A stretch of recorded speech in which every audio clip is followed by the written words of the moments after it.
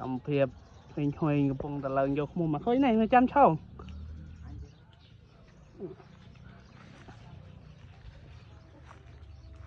sao vậy nè wow phân là này ngay những đơ ngay mua nạt khơi nhỉ thế này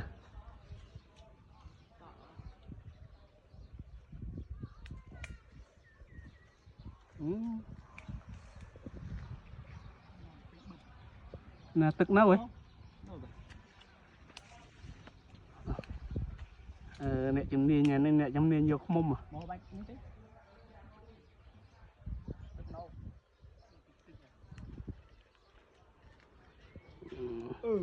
cho thôi nào lúc cảnh ấy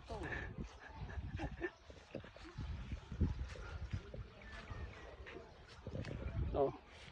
anh không đồ mối nha